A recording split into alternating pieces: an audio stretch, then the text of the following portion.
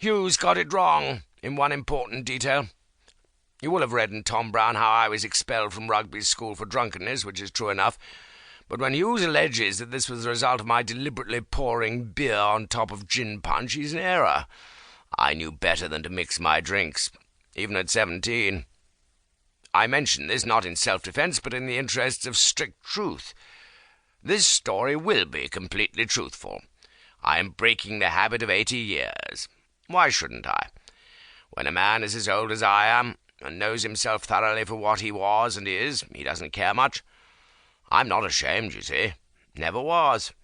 And I have enough on what society would consider the credit side of the ledger, a knighthood, a Victoria Cross, high rank, and some popular fame. So I can look at the picture above my desk of the young officer in cardigans, hussars, tall, masterful, and roughly handsome I was in those days. Even Hughes allowed that I was big and strong, and had considerable powers of being pleasant, and say that it is the portrait of a scoundrel, a liar, a cheat, a thief, a coward. And, oh yes, a toady. Hughes said more or less all these things, and his description was pretty fair, except in matters of detail, such as the one I've mentioned.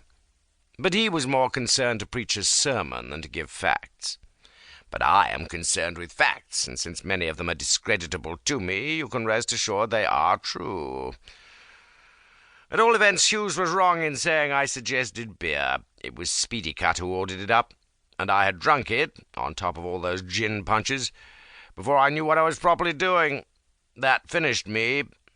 I was really drunk then. Beastly drunk, says Hughes, and he's right. And when they got me out of the grapes, I could hardly see, let alone walk.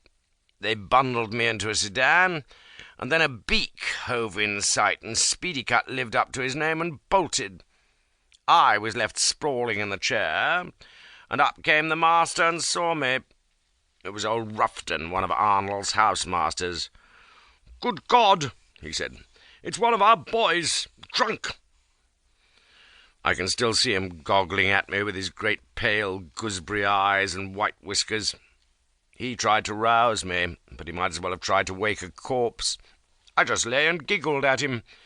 Finally he lost his temper and banged the top of the chair with his cane and shouted, "Take him up, chairman! Take him to the school! He shall go before the doctor for this!"